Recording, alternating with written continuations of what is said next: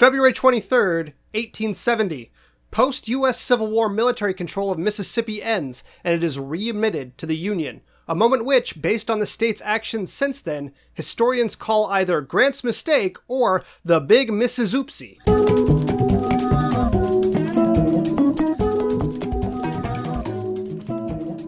Welcome to The Revisionists. I'm Brian Flynn. I'm Zach Powers.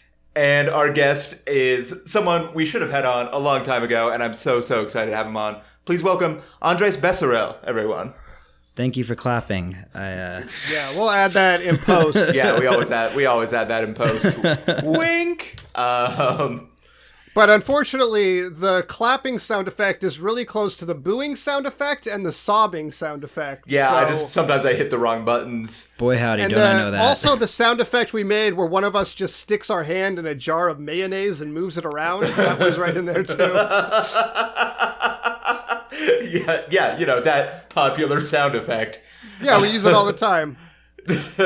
Yeah, that one. We call it a Mayo moment. So whenever we say during this podcast, classic Mayo moment. We'll take a 10 to 15 second pause, and then that's where that sound will go. Is a Mayo moment when one of you guys says something that's too white?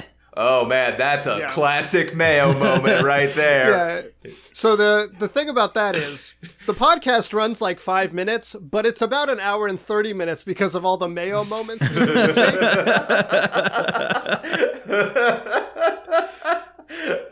take. Oh man. White people use it as a sleep aid, basically. The sound of Mayo. Oh god damn. In Robert Small's time, that's they often had slaves just put their hands in mayo to help them fall asleep. It was a common practice. So if like someone's sleeping and you put their hand in like a glass of water, what happens if someone's sleeping and you put their hand in a jar of mayo? A lot of white guilt. Yeah. They just expel it from their bowels. They wake up with a desire to like binge watch The Office on Netflix or something. Yeah, Friends. It has every fucking season of Friends. Yeah. I like how you guys got me to talk about Robert Smalls for Black History Month. That was pretty... Yeah. Did not put that together until I was like actually scheduling things. I'm like, oh yeah, let's be real. I thought it was a hardcore Mayo moment, I'll be honest.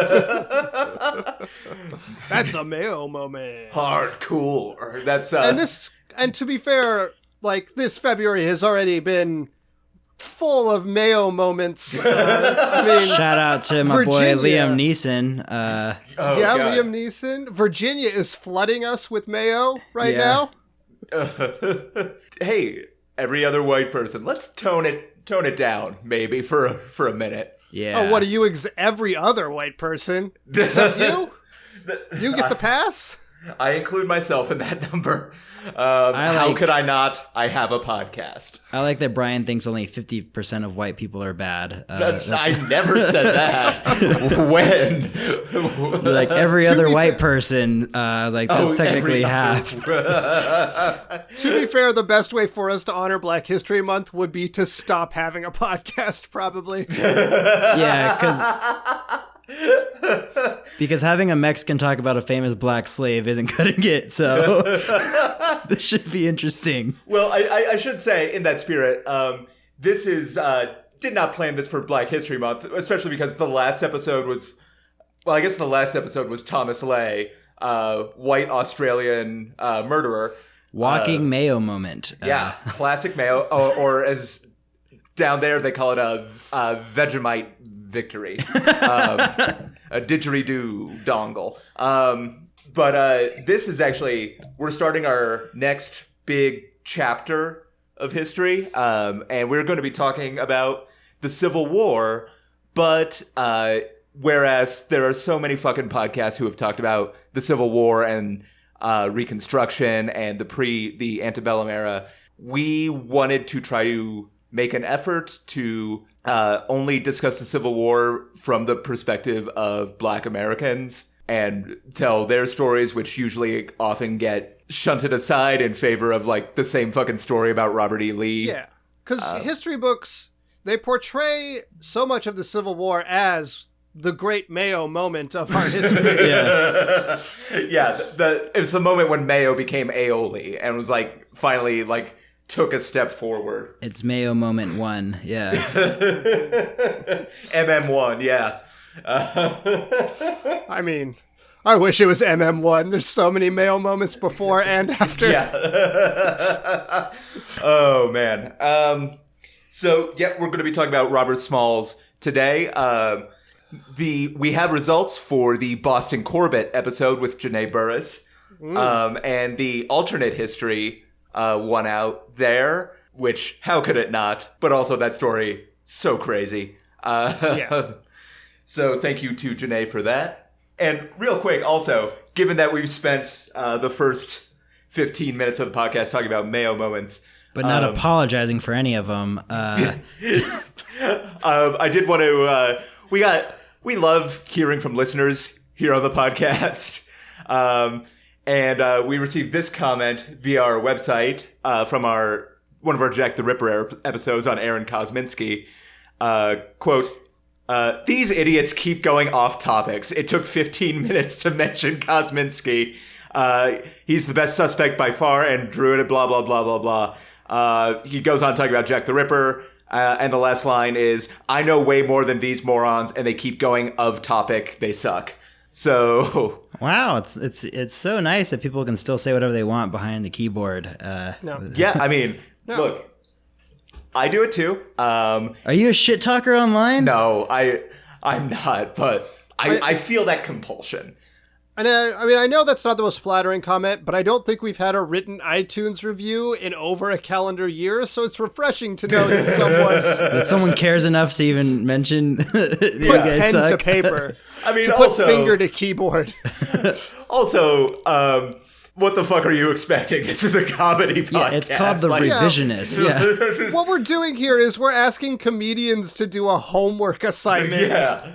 And when it turns out not the best, you can't be too surprised. And also, we're not Dan Carlin. We've never claimed to be anything other than idiots. Like, that's never been... We are exactly what we say on the tin. So... Listeners, if you do want to drop us a written iTunes or whatever podcast service you use comment, feel free to do so if you appreciate our, I'll say, fevered idiocy. Yeah. Let us know your favorite Jack the Ripper suspect. Yeah. Who gives a shit? Yeah. Write whatever you want. Like, I'll click 5 stars and then insult us. Tell us our eventual children are failures and they'll die alone. It doesn't matter. The internet. Why was this invented? But we're going to be talking about Robert Smalls. Andres, you're going to be doing the actual history. Zach, you're going to be doing the alternate. Yep. Hey there. This is Brian, reminding you that The Revisionist is supported by listeners just like you. You can make a pledge and get rewards like shirts and even the right to vote over at patreon.com/therevisionists. So, Andres, whenever you're ready, take us away. Sure. So the homework you guys gave me was to talk about Robert Bobby Smalls. He was, I guess he's technically still is, a famed, he was a slave who got his freedom. And to do that, he had to fucking move mountains. And by mountains, I mean escape with a naval ship from the Confederacy and give it to not the Confederacy. Sorry, the other one. The other ones, the good guys, I guess. Like the Hellmans versus the best foods, I guess, if we're going with this. Is it the Union, right? Yeah. Yeah, I guess Miracle Whip is the... Yeah, they gave it to Miracle Whip. That's just Canada. That's Canada. But they, and then he got into some positions in the government. He was in office for several different parts of his career after being enrolled into the Union military, I guess. And he made some movement for African Americans at the time to actually be enlisted as soldiers and paid better. Well, that way. I don't remember if he got them complete equal pay, but he definitely made stuff happen for his fellow former slaves, which is pretty cool. The way I remember reading about it was that at first it started as like unequal pay, but then by the end of the war, it ended up being equal pay and then back pay. Yeah. But then I know that after the Civil War, that obviously changed. Stopped. Yeah. Yeah. Yeah, he got back pay for... He was originally kind of stiffed on his payment for delivering the ship, too, but eventually got back pay. Yeah, he got on that for sure. And then he also he was given like not an official title, I guess. So when it was time to get paid for his services, he wasn't properly enlisted. So they're like, we can't do that then. So then he had to prove that he was. And eventually he did get it, which ended up being $30 a month for his services in the Navy. Yeah, it was like his pension. Yeah, his pension. Okay, yeah. But he's a very famous Aries, born April 5th. Don't know if that Let me tell you, is important to you classic guys. Aries. Yeah. And when I was reading about him, they're not 100% sure who his dad is, but they assume that more than likely it was his owner at the time. A guy named Henry McKee. That's right, and his mom Lydia Polite, I believe, was her last name. Yeah, that's right. Yeah, so I don't know where he got the last name Smalls. So in all fairness, though, my son doesn't have mine or his mom's last name, so I get it. That's, of course, big shout out to Decepticon 420. Yeah. I just like the ring it had. At AOL. But he ended up, he was born, and then he got married at 18, and which when I read that, I was like, no way. But yeah, he got married at 18. Actually, I think he was 17 still. He was in his late 17th year of life, and he got married to a lady 5 years his senior who already had 2 girls, and he ended up having 3 kids with her. I believe 2 girls and a boy who died plane accident. So that was cool. A plane accident? Yeah, it was like a very boring accident, a plane accident. Oh, okay. I was like, wait a minute. This timeline is way more fucked up than I thought. Yeah. Also, I don't know who says plane accident instead of plane Before crash. the inventions of airplanes, everybody said just a plane accident. Yeah. That makes much more sense.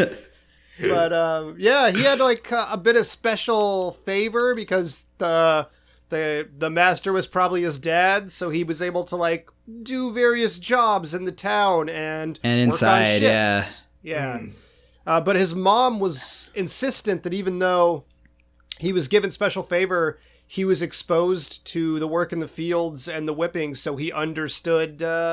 Not everybody gets to slavery, put a hand in the mayo at night, So Exactly, yeah. I mean, I love Mayo moments. I don't love Mayo moments. I love the joke about them. But man, oof, sometimes they're really uncomfortable. But I mean, what a interesting mother. I mean, my mom probably would have done the same thing. She just to make sure your kid like knows where they come from and how fortunate they are. She's like, look at that. Mm-hmm. Like that kid's the same age as you, and we're beating the shit. I'm not, but they're beating the shit out of him today. And I want you to watch. A weird dark world where your mom would just start beating random kids to be like, see how lucky you are? You could be this child I'm beating. I still get scared to go to Chili's with her. I mean, I see that reasoning, but I can also, of course, completely understand if someone was like, no, my son has a chance to not be exposed to this. Yeah. Yeah, I mean, it's an impossible choice either way. Like, but yeah, Jesus. He was Baptist, Robert Smalls. Sorry, I didn't mean to. No, you're fine. Just figured I'd bring it back. That's going to happen a whole bunch in these Civil War episodes where I'm just like, oh, God, motherfucker. So then he gets a little bit older and he finds his wife actually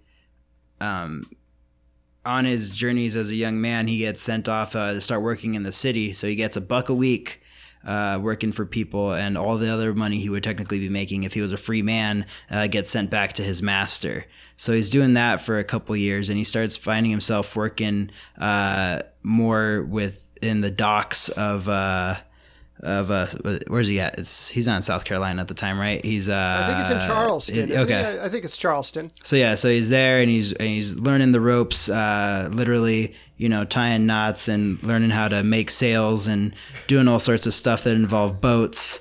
And gets really good at it. Really likes the stuff. Stuff that involves boats. I mean, I'm not wrong.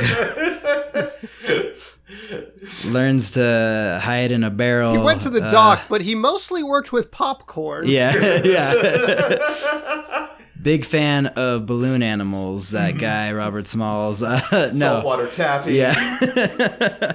Face painting. Yeah, of course. Yeah. And of course, seagull defense. Asbestos removal. But so that's how you got into water sports or whatever. Yeah, he got into paragliding. Yeah. So now he's married and he's doing stuff like that, and then Which, of course, before the invention of what are they called? Jet skis. They used to call anything that happened on the water a water sport because it's a water. There's a port. It's a water sport. Yeah. Just like have a plane accident doing a water sport. That's a very different thing right now. Sorry. And then I feel like, if I remember correctly, he gets that boat. He gets that ship. Eventually, he steals a ship with him and 7 other black crewmates, and they leave an 8th crewmate out because they didn't trust him. Oh, Jesus. Yeah. I don't know if they didn't take him or they didn't tell him about the plan. The thing I read was vague about that.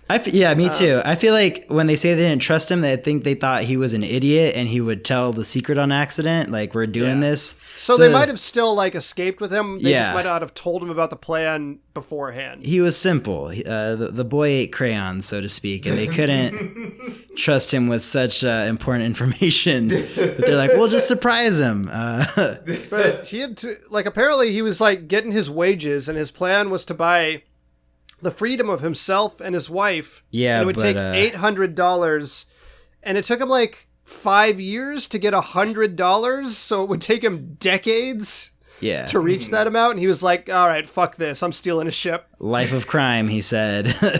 Hell yeah. Which I can't blame him, in all honesty. No, of course not. Your entire race that is enslaved. Yeah, go break some laws, please. Yeah. So then him and those 7 other crewmates, he dresses up as the captain, and at nighttime they do all the signs and stuff, and he's wearing a straw hat that looks like a regular hat, and he's dressed up as the captain, and he's doing all the stuff, and they're like, oh yeah, that's not Bobby at all. That's someone easy. Apparently all of the white crewmen at night just leave the ship and are like, see you later. So he just puts on a costume, sails up, and gives the normal Confederate hand signs to any of the checkpoints, and everybody's like, I guess that's the normal. He's wearing a straw hat. That's a total Mayo move. Yeah, it's 3 a.m. And nobody said anything about boats moving, but yeah, fuck it, why not? Yeah. I imagine all of the white crew members went out to just go make mayo. Yeah. Or, buy mayo. I don't know if it was. They just came back with tubs in hand, and they're like, "Oh, geez." Oh no. One of them just slowly dipping their hand into the tub and eating it. Oh god. I got the vague sense that maybe it was prostitute related. Okay. I could see that. Yeah. Yeah. You're on the docks. Base that on other than the Navy. Yeah, you're on the docks. That's what I don't think do. they were supposed to be leaving the ship based on the fact that they were court-martialed afterward. Oh, okay. Yeah, did not know that part. They ended up getting. I thought they got their jobs back at the end. They did, but they were. There was But they were court-martialed. Yeah. Your Honor, in my defense, this mayo was Yeah. the tangiest. It's classic Mayo moment, man. You get it. You've been there, right? Yeah, it's like. Yeah, that's that History Channel series, classic Mayo moments. So then they sail into Union waters, if I remember correctly, and they tear down the Confederate flag, and on the way to the Union side, they pick up a bunch of their family, including his current wife, because he ends up getting a second one later. Don't worry, the first one dies. And she brings a sheet with her, a big white sheet, and they raise it as a white flag, and they sail towards it, and they kind of have to hope that they don't get shot at. And as soon as the Union sees that it's a bunch of black people like dancing on top of the ship, like hoping for like a chance to live in freedom, they realize that it's okay to bring them in, and they do. And then Robert Smalls is obviously dressed as a captain in a straw hat, and he declares like, "Hey, got you a boat." The quote that I saw was, "Good morning, sir. I brought you some of the old United States guns, sir." Is what he yelled to the Union. That sounds way cooler than "I brought you a boat." Because the Planter was like a gunship, so it was very valuable. Yeah. And on that ship was also a bunch of Confederate, is it Confederate? Yeah, stuff that It's like maps and stuff. And the signs. It also had a book of all the signs to give. Yeah, and Code book, yeah. So he fucking scored for them, man. Mm-hmm. And his own personal knowledge of the Charleston port, was valuable. He told them, this island that they assumed was heavily fortified actually had no one on it. Yeah. And so the Union just, rolled up and took that island and used it for the rest of the war as a base. What year was this again? This was 62, I think. Okay. 18. Thank you. That's more for our listeners. Oh, geez, Robert, thank you, but you are very late. So I understand ships are slow generally, but... So then he does that, and then he starts working for the Navy, right? He's not technically enlisted, though. Because he wants to, for a minute, he almost goes up to New York to do, work for freed slaves and stuff, helping improve their welfare, but they're like, you have too much, maritime experience, you gotta help in this war, and he joins the Navy. So now he's in the Navy, and he ends up fighting in 17 battles, I want to say. Yeah, that sounds right. Yeah, that's pretty intense. You know how many veteran hats that is? That's 17 of them.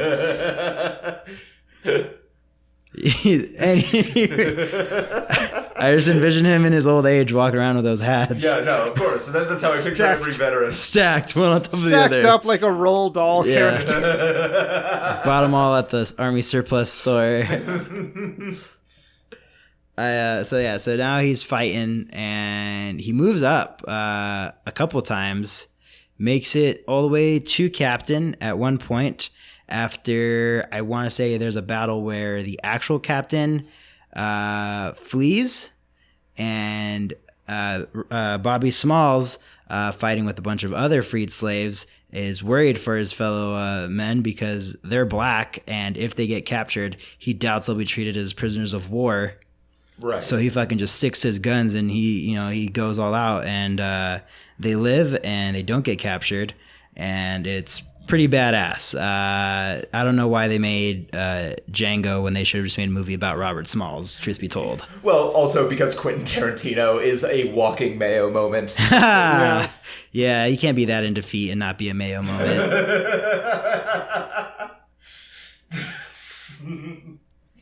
I'm not saying it's wrong to be in defeat. We're not gonna do that episode today. No. I get it. No, we're not gonna yuck on a yum. Gonna yuck on a yum. But yeah, I've seen Uma Thurman's feet more than I've seen mine. And it's not by choice. It just happened. She doesn't come over to your house and it's pressing up against my cheeks with her toes. Her little bean toes. She's a cat. Okay, I was gonna say. Yeah, we forgot to mention that Andrew's cat is his cat's name is Uma Thurman, and he's the best. Or Uma Thurman. Yeah. There's so many it's so ways. good. Yeah, Puma Perman. Gonna send that to Netflix to put on BoJack Horseman. Yep. Oh, that would rule. Anyways, before a Mayo moment started going into my mind about BoJack, Bobby Smalls, right? So now he's a captain. He's crushing it. He buys his old slave owner's house, right? Yeah, he totally does. Yeah, that's like the most baller thing ever. Eventually, he gets enough cash to buy his old slave owner's place because that place, he lost it during something doing with taxes or some shit. Yeah, I don't know. For some reason, he was cool with his slave owner's white wife. He was like, "Yeah, you're welcome in here." Yeah, come die. Like that was nice of him, I think. He also during the war, like he was he like played a supporting role in Sherman's march on the sea. Yeah. And he, like we said, he met with Abe Lincoln and was part of the reason that, and his own service was part of the reason that Lincoln was like, yeah, we should probably let, black troops into the army. Yeah, it makes sense. You're fighting for them, so to speak. You should let them fight too. I mean, there's more to it than that, obviously. They're fighting for them incidentally. Yeah, like, I guess. Yeah. Every man is created equal. All right. Oh, you got us. But, and then what else? He does a bunch of cool shit. He makes a school for other little black kids to learn and shit. That's what was written above the schoolhouse doors, to learn and shit. Yeah, Bobby Smalls School for Black Kids to Learn and shit. Oh, Jesus. Bobby kept it real, man. So he does a lot of cool shit, and he's a Republican. He's a hardcore Republican. Which at the time they were the good ones. They were the Democrats, essentially. That always before the great switcheroo of 1912, I think. So and for a long time, he stayed a Republican, but and then he did a bunch of. This is the part where I didn't really give a shit. Was his time in office and stuff. Like I kind of just glazed over that. I was like, yeah, that's cool, I guess. But his journey to freedom is probably my favorite story of all time, because he just does some cool ass shit and pulls it all off, and he learns to read and he writes, and some of his quotes are so just badass. Like I was like, this dude is awesome.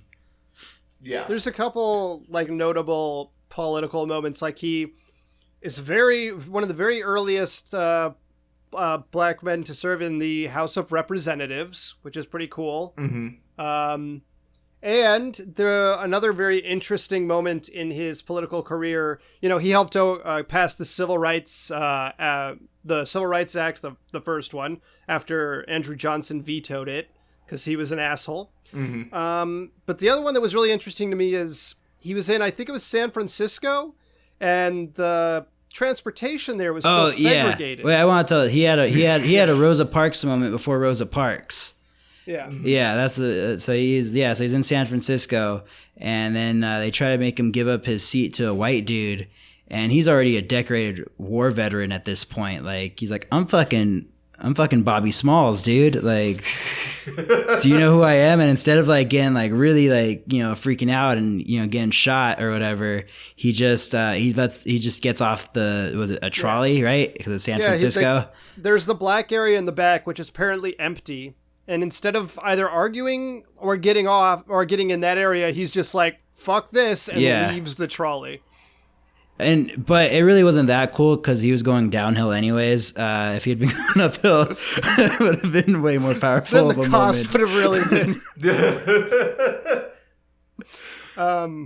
But and then that spread out to other events, basically, like, because he was such a popular figure and a war hero, like that incident led the city to desegregate its public transportation.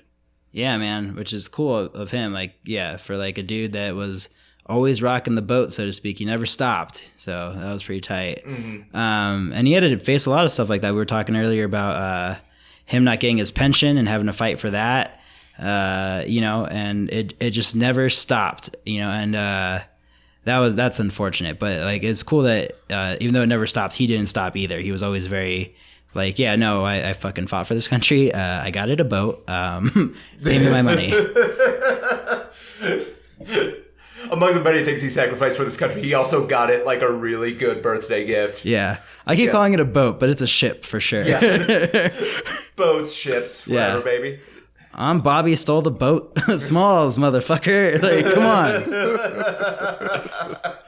Andres, thank you. Oh, yeah. I just want to conclude, so he dies at 75 of malaria and diabetes. Classic. That combo. One was not enough to take him out. They had to work together. Yeah. It's a weird, Marvel villain team-up thing. But I like one of his quotes is inscribed on his tombstone, and it's a good quote, so I thought I'd share it. My race needs no special defense, for the past history of them in this country proves them to be equal to any people anywhere. All they need is an equal chance in the battle of life. Yeah, man. That's solid. Good quote. I ain't gonna have that kind of quote on my tombstone. My tombstone's gonna say #Mayo moment. Oh, I thought it was gonna say pepperoni and extra cheese or whatever. Okay, yeah, that too. It's gonna say both. What do you want on your tombstone? #Mayo moment. Hello, everybody. I'm JD Lopez, the host of Left Hand Right Brain. It's a free-flowing, wide-ranging conversation that I have with artists doing interesting and creative things here in Denver and beyond. We talk about their personal stories, break down their creative process, and what motivates them. Spoiler alert, it's mostly spite. We talk about all these things and more while kicking back, cracking wise, and always having a good time. You can find old episodes and everything you need to know at lefthandrightbrainpod.com. Zach, whenever you're ready. Yeah. So actually the story is pretty similar, pretty similar to the real history of Robert Smalls. It's largely the same at the beginning. His owner, McKee, was, as in the original story, nicer to him than others. Like, he would play hide and seek and got your nose and shit, but Robert always found it super demeaning when he played these games with him and never really took to it. Particularly got your nose, because he played it way too late into his development. Yeah, Robert was 16 years old. Yeah, and it's like, motherfucker, I know you don't got my nose. I've touched a woman's breast. Quit acting like I don't know where my nose is. I got married last week. Yeah. I'm on my third kid, motherfucker. Yeah, no. At the ceremony, I'm the one who gets noses now, motherfucker.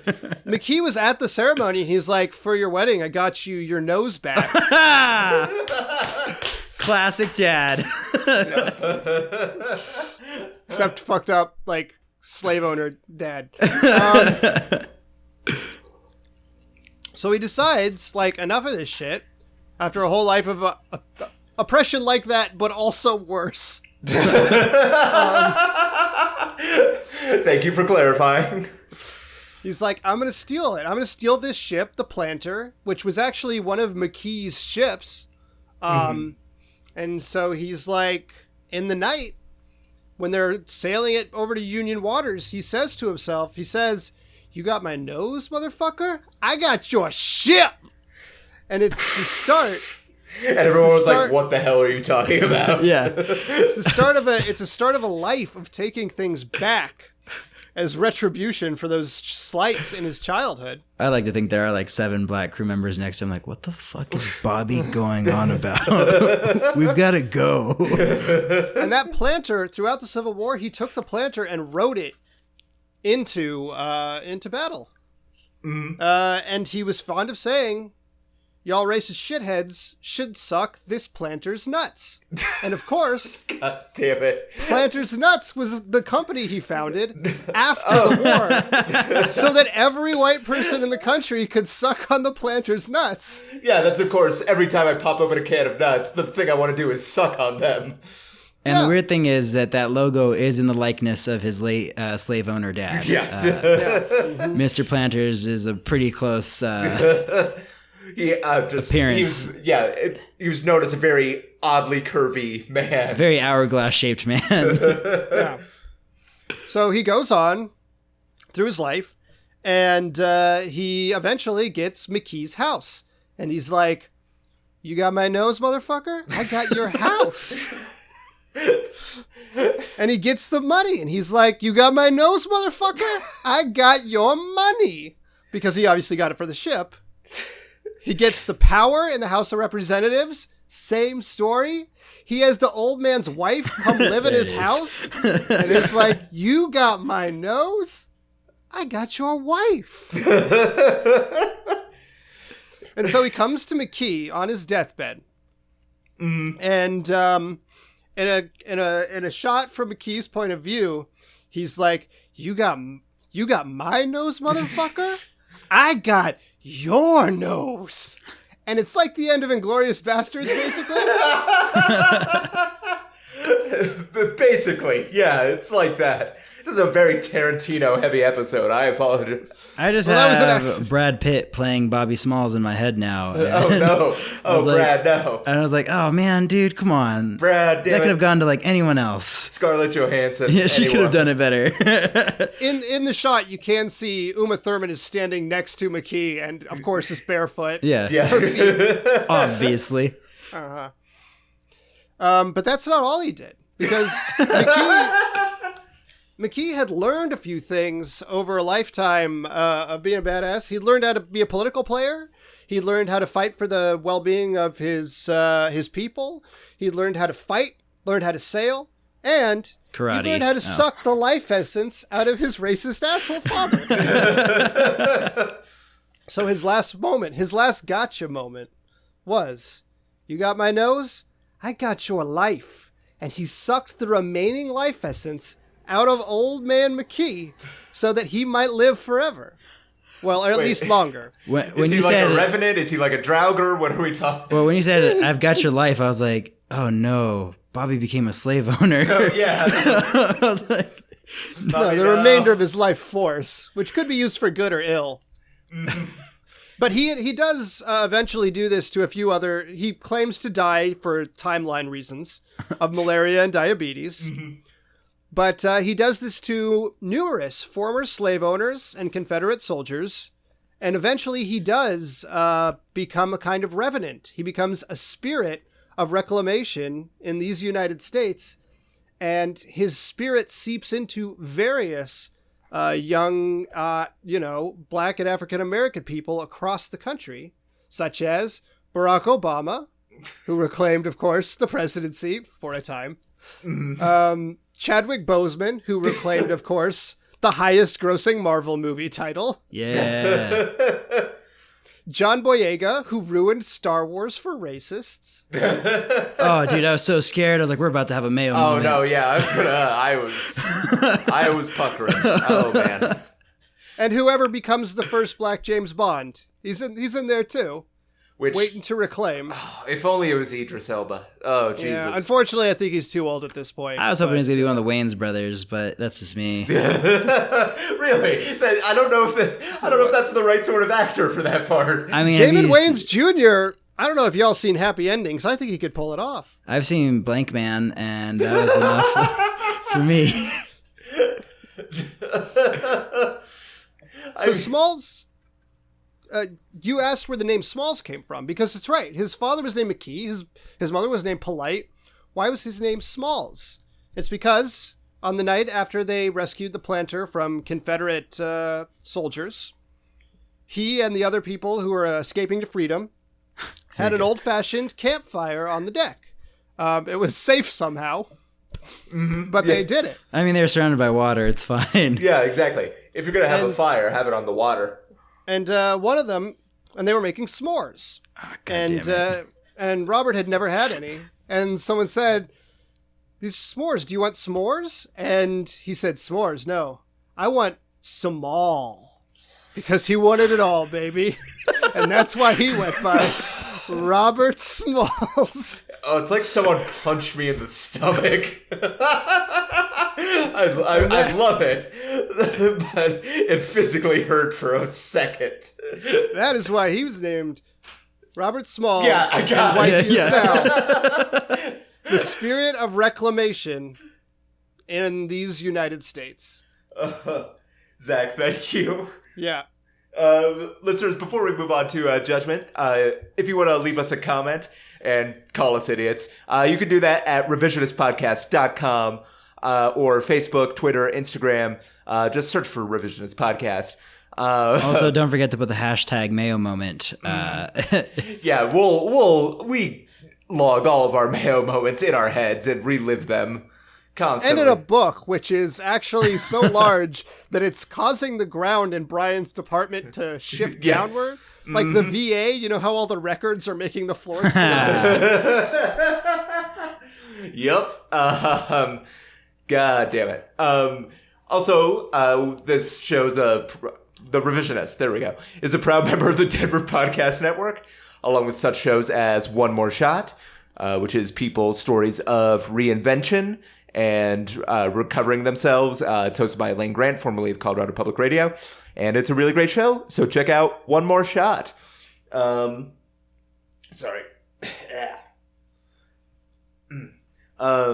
Andres, you have a couple really big shows coming up.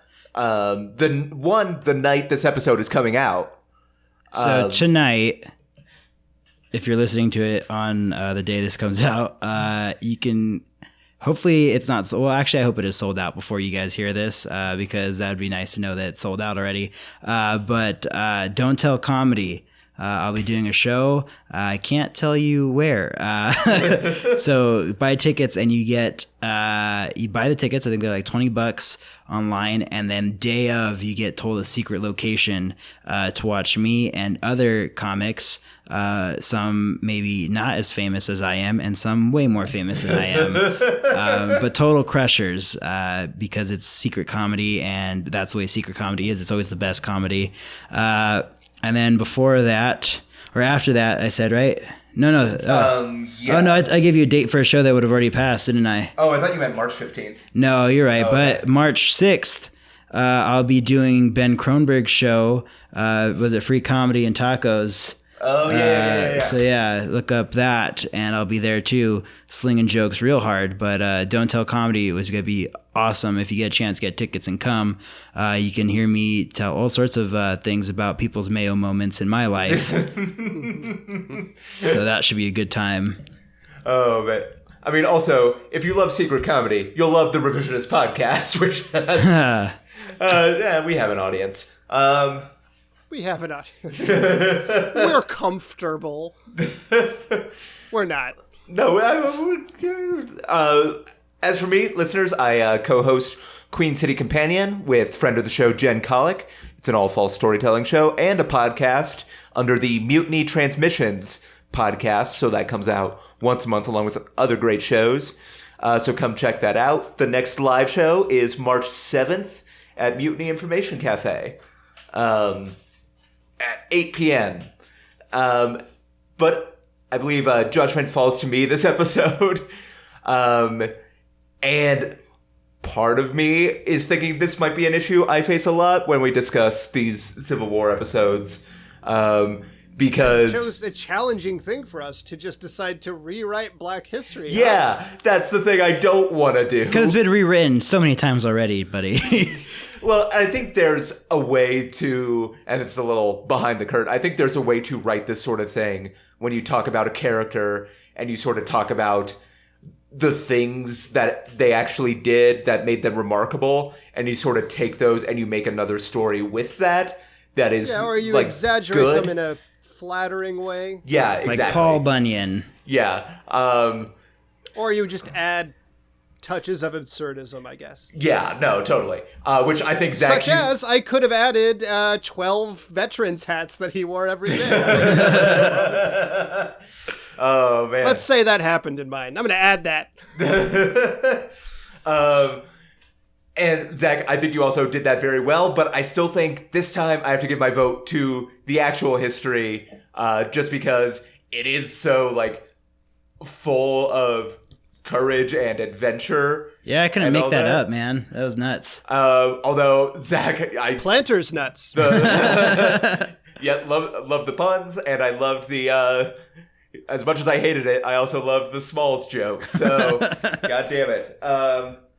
But listeners, voting is now open on the Patreon page, so go ahead and do that. And also, as we mentioned earlier, write us a written review. Yes. Hopefully of a high number. It's been a long, long time since I've seen one of those in iTunes pop up for us, so it'd be a nice touch. Or Stitcher, Google Play, wherever you get podcasts. Tune in, whatever. But I think that'll do it for this episode. Andres, thank you for being here. Yeah, no problem. It was a lot of fun. Zach, thank you as always. Of course, yep. For everyone here at The Revisionists, I'm Brian Flynn. I'm Zach Powers. Have a good time.